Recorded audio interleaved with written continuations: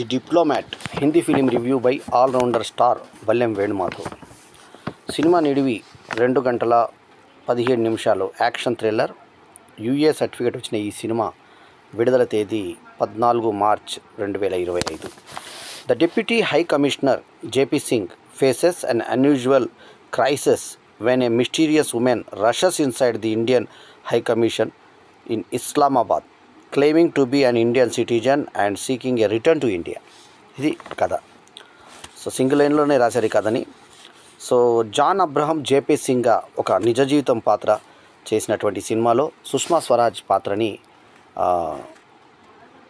ఆమె స్వర్గస్థులయ్యారు కాబట్టి ఆమెని నివాళి అర్పిస్తూ ఆమె పాత్రను రేవతి పోషించడం జరిగింది. ప్రేమ ఫేమ్ రేవతి. సో సదియా ఖతీబ్ హీరోయిన్గా నటించినటువంటి సినిమాలో కుముద్ మిశ్రా ఒక అధికారిగా, తర్వాత షరీఫ్ హస్మి విలన్గా యాక్ట్ చేసినటువంటి సినిమాలో శివం నాయర్ డైరెక్టరు, భూషణ్ కుమారు, కిషన్ కుమారు, జాన్ అబ్రహంలు నిర్మాతలు కాగా, ఇంకో నిర్మాత విపుల్ డీషా, మరో నిర్మాత సమీర్ దీక్షిత్, ఇంకో నిర్మాత జతీష్ వర్మ, ఇంకో నిర్మాత రాజేష్ బయల్. సో ఇంతమంది నిర్మాతలైన ఈ సినిమాకి Riteish Shah screenplay writer, AR Rahman సంగీతం చేసినటువంటి సినిమాకి ఇషాన్ చబ్రా బ్యాక్గ్రౌండ్ స్కోర్ని అందించారు. ఇక సినిమా ఎలా ఉంది ఏం సంగతి అంటే, సెక్సువల్లీ అసాల్ట్ అయినటువంటి ఒక అమ్మాయి, ఆమె పేరు ఉజ్మా అహ్మద్. ఆమె నిజ జీవితంలో జరిగినటువంటి కథను చూపించి చివరాకరణ ఆమెని మనకి ప్రేక్షకులకు చూపిస్తూ ఆమెని సుష్మా స్వరాజు మాట్లాడేటువంటి మాటల్ని ఒరిజినల్ జేపీ సింగ్ని కూడా మనకు చూపించడం జరిగింది. జేపీ సింగ్ని జేపీ అని అంటే వివరిస్తారు కథలో. అట్లాగే అపర్ణ అనే ఒకటువంటి అసిస్టెంట్ని మనకు చూపిస్తారు. తర్వాత ఒక హిందూ అధికారిని చూపిస్తారు. ఇక్కడ ఏంటంటే డిప్యూటీ హై కమిషన్ ఆఫీస్లో కమిషనర్ అయినటువంటి జేపీ సింగ్కి ఇండియన్ హై కమిషన్ ఇస్లామాబాద్లో అంటే పాకిస్తాన్లో ఉన్నటువంటి దాంట్లో వీళ్ళు దౌత్యవేత్తలు వ్యవహరిస్తున్నటువంటి సందర్భంలో సడన్గా ఒక లేడీ మన బుర్కాలో ఉన్న ఆ లేడీ గబుక్కున లోపలికి వచ్చి నన్ను రక్షించండి, నన్ను తీసుకెళ్ళి హింసిస్తున్నారు. ఆమెను ఆల్రెడీ సెక్సువల్గా ఎన్నో రకాలుగా అనుభవిస్తారు. ఆమెని వెనుక నుంచి ముందు నుంచి వేసి రకరకాలుగా ఇబ్బందులు పెడతారు ఆమెని.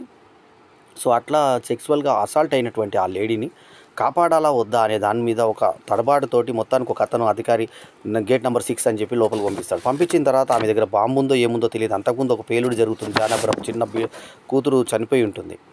సో చనిపోయింది కాబట్టి అయ్యో నాకు ఇట్లా కూతురు చనిపోయింది కదా, మరి ఇప్పుడు ఎట్లా చేయాలనే అధికారి పడేటువంటి టెన్షన్ని చాలా సహజంగా చూపించారు. కౌలాలంపూర్ ఒక లొకేషన్ని చూపిస్తే అక్కడ నుంచి అమ్మాయి లోపలికి వచ్చిన తర్వాత ఆమె దగ్గర బ్లేడ్ ఉంటుంది. ఆ బ్లేడ్ ఆమె మన కోసం వాడుతుందా లేకపోతే అవతల కోసం వాడుతుందా అర్థం కాదు. ఇక ఎట్లా అంటే నేను భయపడి భయాన్నే మర్చిపోయాను అనేటువంటి డైలాగ్ లాంటివి కొన్ని డైలాగులు ఉన్నాయి ఇందులో. సో అట్లా ఈ యొక్క ఉజ్మా అహ్మద్ తాహిర్ ఖాన్ అనేటువంటి ఒక వ్యక్తిని ఇష్టపడుతుంది. అతను ప్రేమించానని చెప్పేసి అతను నిలబడి దెంగేటువంటి సన్నివేశం మనకి ఇంతకుముందు కేరళ స్టోరీలో చూపించారు. అందులోనేమో మనకు ఆదార్ శర్మ యాక్ట్ చేయగా ఇందులో ఈ హీరోయిన్ యాక్ట్ చేసింది. ఇందులో నిలబడుతున్నప్పుడు అతను ఎంగేటువంటి సన్నివేశము మనకు సదియా ఖతీబ్ని చూపిస్తే అనే ఎక్స్ప్రెషన్స్తో చూపించారు మనకి ఏం జరుగుతుంది అనేది. వాడికి మూడు వచ్చినప్పుడల్లా లేచిపోతాడు.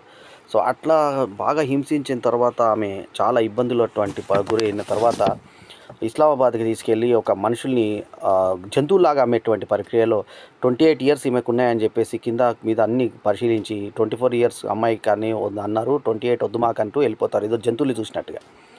అటువంటి పరిస్థితుల్లో ఈమె హై కమిషన్ దగ్గర ఆశ్రయం పొందిన తర్వాత దేశ విదేశాల్లో టెన్షన్ స్టార్ట్ అవుతుంది. అప్పుడు సుష్మా స్వరాజ్ పాత్రధారిని అంటే రేవతి ఆమె మినిస్టర్ కాబట్టి, ఆమె నిజ జీవితంలో జరిగిన కథ కాబట్టి అక్కడ ఆమె ఏమవుతుందంటే వెంటనే చెప్తుందన్నమాట. ఏంటంటే ఇది జరుగుతుందంటే ఇది ఏమేమి చేయాలో ఇతను ఈ జేపీ మాట్లాడుకుంటారు, రేవతి జేపీ. సో అట్లా సుష్మా స్వరాజ్ పాత్రని చాలా చక్కగా ఆమె అప్పుడు ఏ రకంగా చేసిందనే చూపిస్తూ ఆమె మేకప్ తోటే రేవతిని చూపిస్తూ ఒక ఆల్రెడీ మనకు తెలిసిన నటి ఇంకొక మంత్రి పాత్రలో అత్యద్భుతంగా నటించింది రేవతి కూడా. అట్లాగే జేపీ సింగ్లో ఇతను అద్భుతంగా యాక్ట్ చేశాడు. అట్లాగే మనకు ఇందాకే హీరోయిన్గా చేసిన అమ్మాయి ముఖ్యంగా చూడడానికి ముఖం బాగుండి సదియా ఖతీబ్ వీపు నగ్నంగా చూపించి మొత్తానికి ఆమె ఆ పాత్ర ప్రకారంగా ఏం చేయాలో అన్నీ చేసింది. ఇక హై కమిషన్ ఆఫీస్లో ఉన్నటువంటి పిఏలు వాళ్ళందరూ ఉంటారు.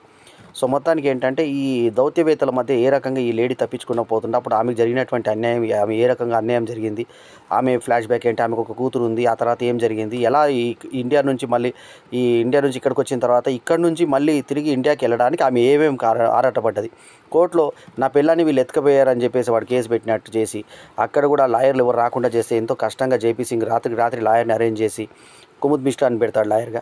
సో అతని మీద ఏ రకంగా అటాక్ జరిగింది, లాస్ట్కి మొత్తానికి ఒక అవతల వ్యక్తిని ఈగోని సాటిస్ఫై చేసి వీళ్ళు ఏ రకంగా కోర్టులో గెలిచిన తర్వాత కూడా వాళ్ళకి రక్షణ కల్పించమని చెప్పి ప్రభుత్వం చెప్పిన తర్వాత ఇది పాకిస్తాన్, ఇది చెప్పేది ఒకటి చేసేది ఒకటి ఉంటుంది, ఇక్కడ భారతదేశం లాగా జరగదు అని అంటే లాస్ట్ దాకా ఎంత కష్టంగా జేపీ సింగ్ అనేటువంటి మన హీరో జాన్ అబ్రహం ఏ రకంగా తీసుకెళ్ళాడు అనేది. జాన్ అబ్రహం ఒక వన్ ఆఫ్ ద నిర్మాతగా ఉండి హీరోగా ఈ సినిమాలో అద్భుతంగా యాక్ట్ చేసి ఒక మంచి సినిమాని డిప్లొమాట్ ఎటువంటి సెక్స్ అంశాలు ఇలాంటివి లేకుండా నీట్గా తీశారు. కాకపోతే ఇక్కడ ఆమె సెక్సువల్ అజాల్ట్ అయినటువంటి డైలాగులు మాత్రమే చెప్పించారు.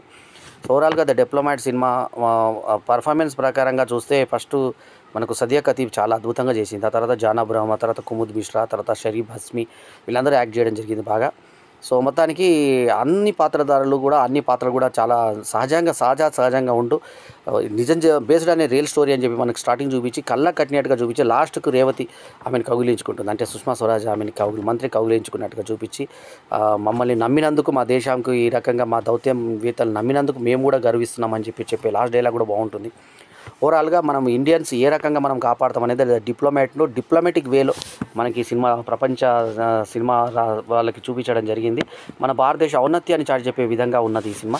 సో ఇస్లామాబాద్లో ఉండే కూడా మన దేశకు సంబంధించినటువంటి భద్రతను ఏ రకంగా కాపాడారు, ఆమె ముస్లిం పౌరురాలైనా ఇండియన్ పౌరురాలు కాబట్టి ఆమెకి ఏ రకంగా సుష్మా స్వరాజ్ లాంటి వాళ్ళు వెనుదంటి ఉండి ఆమెను ఏ రకంగా కాపాడారు అనేది ఈ సినిమాలో స్పష్టంగా చూపించడం జరిగిన కథ కాబట్టి మన కళ్ళ కట్టినట్లో చూపించడంలో కృతకృతుడయ్యాడు ఈ సినిమా దర్శకుడు శివం నాయర్. మంచి డైరెక్షను, తర్వాత పెద్ద సంస్థ భూషణ్ కుమార్, కిషన్ కుమార్ లాంటి అగ్ర నిర్మాతలు తీసినటువంటి సినిమా రియాలిటీకి దగ్గరగా ఉండి సహజత్వంతో బాగా ఆకట్టుకునే విధంగా సాగింది the diplomat cinema. So dialogues చాలా బాగున్నాయి, తర్వాత ఎడిటింగ్ బాగుంది, ఎక్కడ సినిమా తరంగా కాకుండా ఇంటర్మిషన్ దగ్గర నుంచి కూడా అన్నీ కూడా ఎక్కడ సినిమాటిక్ పోకడలు పోకుండా చాలా నీట్గా నిజాయితీగా చెప్పిన సినిమా ది డిప్లొమాట్. ఈ సినిమాకి నేను ఇస్తున్నటువంటి రేటింగ్ అంటే సినిమా పరంగా ఇది యాక్చువల్లీ మలుపులు ఏముండవు సినిమాలో, జరిగినట్టుగా కళ్ళకు గట్టినట్టుగా ఉంటుంది కాబట్టి ఈ సినిమాకి నేను ఇచ్చినటువంటి రేటింగ్ 3.5/5.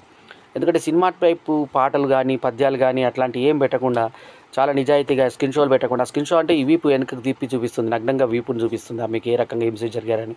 తర్వాత ఆమె సెక్సువల్ కూడా అసాల్ట్ అయిందని చెప్పేసి డైలాగ్ దాంతో సెక్సువల్గా బాగా ఇది ఎంజాయ్ చేసామంట కదా, నీకు అది కష్టపెట్టారంట కదా, ఇట్లాంటి డైలాగులు మాత్రమే పెట్టారు కానీ సో చూపించడానికి మాత్రం ఇక్కడ ఏం చూపించలేదు.